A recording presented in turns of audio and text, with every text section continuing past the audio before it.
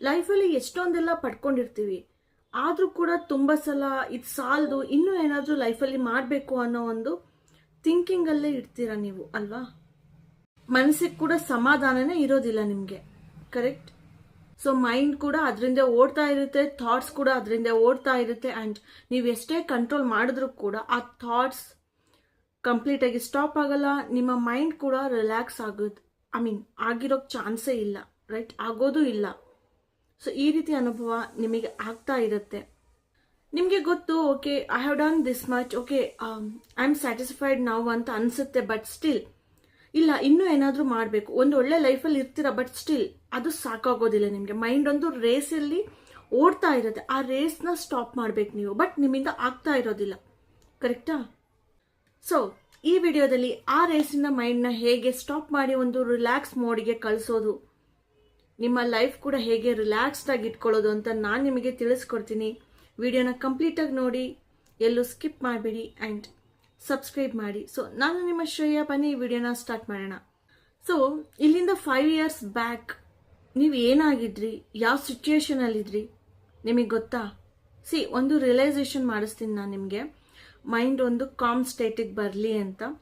So ಇಲ್ಲಿಂದ 5-6 years ಇಂದ ನೀವು ಯಾವುದಕ್ಕೋಸ್ಕರ ಓಡಾಡ್ತಿದ್ರಿ?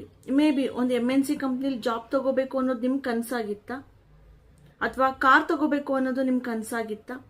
ಜಸ್ಟ್ 5-6 years ಹಿಂದೆ ನೆನೆಸ್ಕೊಳ್ಳಿ ಆ್ಯಂಡ್ ಇವಾಗ ನೆನೆಸ್ಕೊಳ್ಳಿ.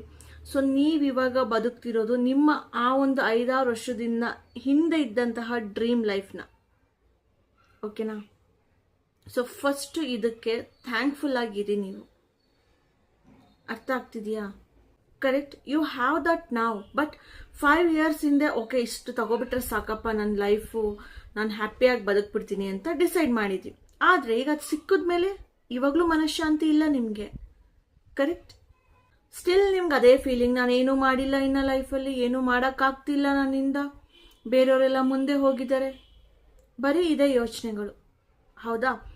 ಸೊ ಒಂದು ಯೋಚನೆ ಮಾಡಿ, ನೀವಿನ್ನೂ ಲೈಫಲ್ಲಿ ಏನೂ ಮಾಡಿಲ್ವೋ ಅಥವಾ ಏನೂ ಮಾಡಿಲ್ಲ ಅನ್ನೋ ಥಾಟ್ಸ್ ನಿಮ್ಮಿಂದ ಇನ್ನೂ ಹೋಗಿಲ್ವೋ?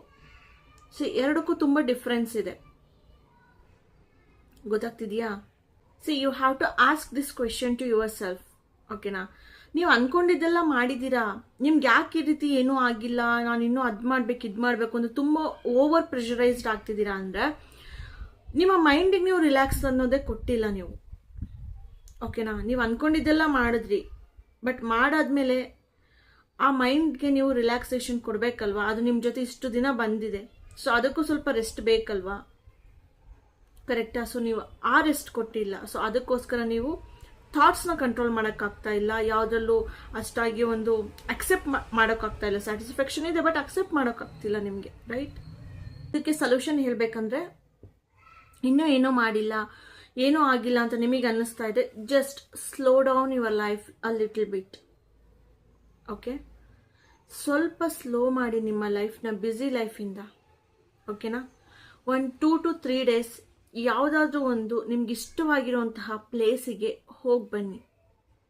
ಅಂದರೆ ಯಾವುದೇ ಲ್ಯಾಪ್ಟಾಪ್ ಕ್ಯಾರಿ ಮಾಡಬೇಡಿ, mobile phones may be for necessity you can carry, otherwise without internet travel ಮಾಡೋದು ಕಲೀರಿ, ಓಕೆನಾ. ಅಥವಾ ಇಂಟರ್ನೆಟ್ ಇದ್ರೂ ಕೂಡ ಸೋಷಿಯಲ್ ಮೀಡಿಯಾನ ಕಂಪ್ಲೀಟಾಗಿ ಸ್ಟಾಪ್ ಮಾಡಿ. ಆ 2 to 3 days ಫೋನ್ ಕಾಲ್ಸ್ನ ಸ್ಟಾಪ್ ಮಾಡಿ, ಮೆಸೇಜಸ್ನ ಸ್ಟಾಪ್ ಮಾಡಿ, ಓಕೆನಾ. ಜಸ್ಟ್ 2 ರಿಂದ 3 ದಿನ ನಿಮ್ಮ ಜೊತೆ ನೀವು ಕಳೀರಿ ಸಮಯನ, ಓಕೆನಾ. ಸೊ ನಿಮ್ಮ ಮೈಂಡು ಸ್ಲೋ ಆಗಿ ರಿಲ್ಯಾಕ್ಸ್ ಆಗ್ತಾ ಬರುತ್ತೆ. ಆ್ಯಂಡ್ ಅಲ್ಲಿಂದ ರಿಟರ್ನ್ ಬಂದಮೇಲೆ ನಿಮ್ಮ ರುಟೀನ್ ಹೇಗಿರಬೇಕು ಗೊತ್ತಾ? 2 ದಿನ ಹೋಗಿ ಬಂದ್ರಿ ಮುಗೀತು ಅಲ್ಲ, ಕರೆಕ್ಟ್. ಬಿಕಾಸ್ 2 ದಿನಕ್ಕೂ ನೀವು ಟ್ರಿಪ್ ಹೋಗ್ತಿರೋದಕ್ಕೂ ಆಗೋದಿಲ್ಲ, ಕರೆಕ್ಟಾ. ಸೊ ಇದೊಂದು ತುಂಬ ಒಂದು ನಾಯ್ಸ್ ಇದ್ದಾಗ, ಸೊ ಈ ರೀತಿ ಮಾಡಿದಾಗ ಸ್ವಲ್ಪ ರೆಡ್ಯೂಸ್ ಆಗುತ್ತೆ ಆ ನಾಯ್ಸ್ ನಿಮ್ಮ ಮೈಂಡಲ್ಲಿ. ಆ್ಯಂಡ್ ಅಲ್ಲಿಂದ ಬಂದಮೇಲೆ ಒಂದು ರುಟೀನ್ನ ನೀವು ಫಾಲೋ ಮಾಡಬೇಕಾಗುತ್ತೆ, ಇದೇ ಒಂದು ಕಾಮ್ನೆಸ್ನ ನೀವು ಮೇಂಟೈನ್ ಮಾಡೋದಕ್ಕೆ. ಸೊ ಅದಕ್ಕೆ ಏನು ಮಾಡಬೇಕು? ಪ್ರತಿದಿನ ನಿಮ್ಮ ಜೊತೆ ನೀವು ಟೈಮ್ನ ಸ್ಪೆಂಡ್ ಮಾಡೋದನ್ನ ಕಲ್ತ್ಕೋಬೇಕು ನೀವು, ಓಕೆನಾ. ಸೊ ನಿಮಗೆ ಗೊತ್ತಿರುತ್ತೆ ನಿಮ್ಮ ಮನೆಗಳಲ್ಲಿ ಯಾವ ಟೈಮಲ್ಲಿ ಓಕೆ ಎಲ್ಲ ಶಾಂತವಾಗಿರುತ್ತೆ, ನೀವೊಬ್ಬರೇ ಇರೋದಕ್ಕೆ ಟೈಮ್ ಸಿಗುತ್ತೆ ಅಂತ, ಕರೆಕ್ಟಾ. ಸೊ ನೀವೊಬ್ಬರೇ ಟೈಮ್ ಸ್ಪೆಂಡ್ ಮಾಡಬೇಕು. ನಿಮ್ಮ ವೈಫ್, ಚಿಲ್ಡ್ರನ್, ಮ್ಯೂಸಿಕ್, ಬುಕ್ಸ್ ಯಾವುದೂ ಇರಬಾರ್ದು ನಿಮ್ಮ ಜೊತೆ. Just B in a room and spend time with your self. So observe ಮಾಡಿ, ನಿಮ್ಮನ್ನು ನೀವು ಅಬ್ಸರ್ವ್ ಮಾಡಿ. ಆ ಟೆನ್ಷನ್ನ ಬಿಟ್ಬಿಡಿ, ನಾನು ಇನ್ನೂ ಮಾಡಬೇಕು ಅನ್ನೋದಲ್ಲ. ಸೊ ಅದು ರೂಮಿಂದ ಆಚೆ ಬಂದಾಗ ಬರುವಂತಹ ಟೆನ್ಷನ್. ಬಟ್ ರೂಮಲ್ಲಿದ್ದಾಗ ನೀವು 1 hour ನಿಮ್ಮ ಜೊತೆ ನೀವು ಈ ರೀತಿ ಪ್ರಾಕ್ಟೀಸ್ ಮಾಡಿ. ಆವಾಗ ಆ ಒಂದು ಏನೂ ಮಾಡಿಲ್ಲ ಅನ್ನೋ ಒಂದು ರೇಸ್ ಇದೆಯಲ್ಲ, ಅದರಿಂದ ಆಚೆ ಬರ್ತೀರ. ಅಬ್ಸರ್ವ್ ಮಾಡಿ, ನಿಮ್ಮ ರೆಸ್ಪಿರೇಷನ್ ಅಬ್ಸರ್ವ್ ಮಾಡಿ, ನೇಚರ್ ಅಬ್ಸರ್ವ್ ಮಾಡಿ. ಓಕೆ, ನಿಮ್ಮನ್ನು ನೀವು ಮಿರರ್ ಮುಂದೆ ನಿಂತ್ಕೊಂಡು ಕ್ವಶನ್ ಕೇಳ್ಕೊಳ್ಳಿ. ಸೊ ನಾನು ಏನೇನು ಮಾಡಿದ್ದೀನಿ, ಹೇಗಿದ್ದೆ, ಇವಾಗ ಹೇಗಾಗಿದ್ದೀನಿ, ಲೈಫ್ ಎಷ್ಟು ಇಂಪ್ರೂವ್ ಆಗಿದೆ. ಸೊ ಥ್ಯಾಂಕ್ಸ್ ಹೇಳಿ ದೇವರಿಗೆ. ಆ್ಯಂಡ್ ನಿಮ್ಮನ್ನು ನೀವು ಭೇಷ್ ಅಂತ ಅಂದ್ಕೊಳ್ಳಿ. ಅರ್ಥ ಆಗ್ತಿದೆಯಾ ನಿಮಗೆ? ಸೊ ಐ ಮೀನ್ ನಿಮ್ಮ ಥಾಟ್ಸ್ನ ಅಬ್ಸರ್ವ್ ಮಾಡಿ. ಓಕೆನಾ? ಗೊತ್ತಾಗ್ತಿದೆಯಾ? ಏನೇನು ಗುಡ್ ಥಿಂಗ್ಸ್ ಆಗಿದೆ ಅದಕ್ಕೆಲ್ಲ ನೀವು ಖುಷಿ ಪಡ್ತಾ ಹೋಗಿ. ಸ್ಯಾಟಿಸ್ಫ್ಯಾಕ್ಷನ್ನ ಫೀಲ್ ಮಾಡಿ. ಅರ್ಥ ಆಗ್ತಿದೆಯಾ? ಅಕ್ಸೆಪ್ಟ್ ಮಾಡಿ ಆ ಸ್ಯಾಟಿಸ್ಫ್ಯಾಕ್ಷನ್ನ. ಅದು ಬಿಟ್ಟು ಇನ್ನೇನೋ ಅಂತ ಓಡಬೇಡಿ ಮೈಂಡಲ್ಲಿ. ಗೊತ್ತಾಗ್ತಿದೆಯಾ? ಅರ್ಥ ಆಗ್ತಿದೆಯಾ? ಜೀವನ ಅಂದರೆ ಏನು ಅಂತ ಕ್ವಶನ್ ಮಾಡ್ಕೊಳ್ಳಿ. ನಿಮ್ಮನ್ನು ನೀವು ಎಕ್ಸ್ಪ್ಲೋರ್ ಮಾಡ್ಕೊಳ್ಳಿ. ಸೊ ನಿಮ್ಮನ್ನು ನೀವು ಕಲಿಯೋದ್ರ ಮುಂದೆ ಇನ್ಯಾವ ಕಲಿಕೆನೂ ಇರೋದಿಲ್ಲ. ಗೊತ್ತಾಗ್ತಿದೆಯಾ? And you know guys, so ನಾನು ಇದನ್ನು ಮಾಡ್ತಾ ಇದ್ದೀನಿ. So I try to spend time with myself more. ಓಕೆನಾ?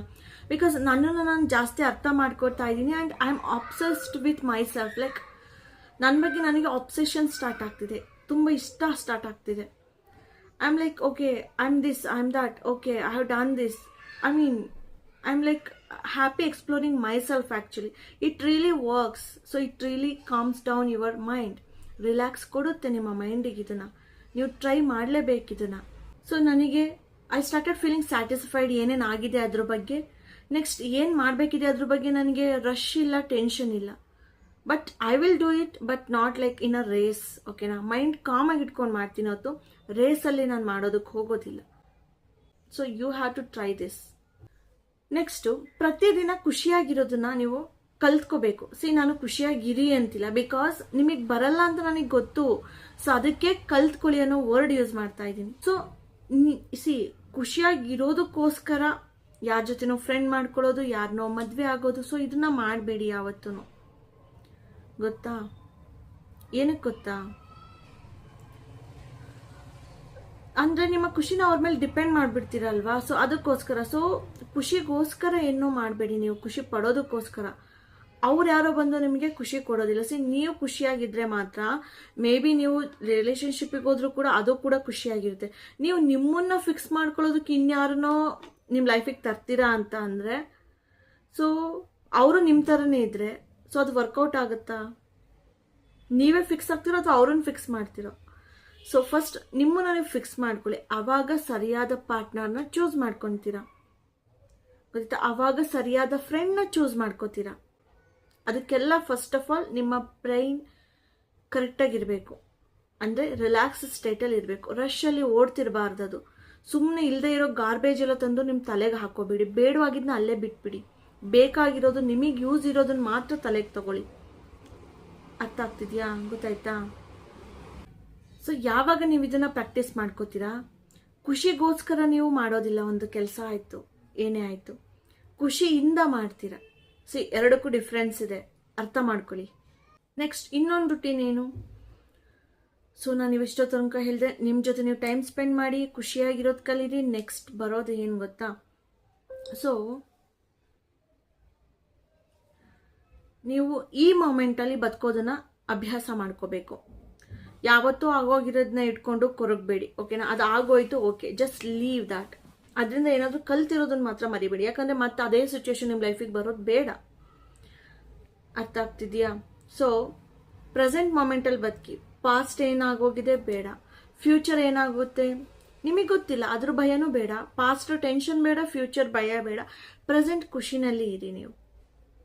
And then go with the flow guys. So ನಿಮ್ಮನ್ನ ಏನೇನು ಕಟ್ಟಾಗ್ತಿದೆ, grief, stress, overthinking, let it go. ಬಿಟ್ಕೊಟ್ಬಿಡಿ ಅದನ್ನು ಒಂದ್ಸಲ. ನಿಮ್ಮನ್ನ ಇಷ್ಟಪಟ್ಟಿರೋರ್ನೇ ಬಿಟ್ಕೊಡ್ತೀರಂತೆ. ಸೊ ಇದು ನಿಮಗೆ ಬೇಡವಾಗದೇ ಇರೋ ಅಂಥದ್ದು, ಇದನ್ನು ಬಿಟ್ಕೊಟ್ಬಿಡಿ ಒಂದ್ಸಲ. ಪ್ರೆಸೆಂಟಲ್ಲಿ ಬದುಕು ನೋಡಿ. ಸೊ ಬಿಟ್ಟು ಕೊಟ್ಟಾಗಲೇ ನೀವು ಫ್ರೀ ಆಗೋಕ್ಕೆ ಸಾಧ್ಯ. ಹೇಗೆ ಬರುತ್ತೆ ಲೈಫ್ ಅದ್ರ ಪ್ರಕಾರ ಹೋಗಿ. ಹೇಳಿದ್ನಲ್ಲ, ಗೋ ವಿತ್ ದ ಫ್ಲೋ ಅಂತ. ಅಕ್ಸೆಪ್ಟ್ ಮಾಡಿ, ಏನು ಬಂದಿದೆ ಹೇಗಿದೆ ಅಕ್ಸೆಪ್ಟ್ ಮಾಡೋದನ್ನ ಕಲ್ತ್ಕೊಳ್ಳಿ ಲೈಫಲ್ಲಿ. ಕಷ್ಟನೇ ಆಗಲಿ ಸುಖನೇ ಆಗಲಿ, ನೀವು ಯಾವಾಗ ನಿಮ್ಮ ಲೈಫ್ ಸಿಚುಯೇಷನ್ ಅಕ್ಸೆಪ್ಟ್ ಮಾಡ್ತೀರಾ, ಸೊ ಆವತ್ತಿಂದನೇ ನಿಮ್ಮ ಲೈಫಲ್ಲಿ ಚೇಂಜಸ್ ಸ್ಟಾರ್ಟ್ ಆಗ್ತಾ ಹೋಗುತ್ತೆ. ಯಾಕೆ ಹೇಳಿ, ಬಿಕಾಸ್ ನೀವು ಕಂಪ್ಲೇಂಟ್ ಮಾಡೋದನ್ನ ಬಿಟ್ಬಿಟ್ಟಿರ್ತೀರಾ.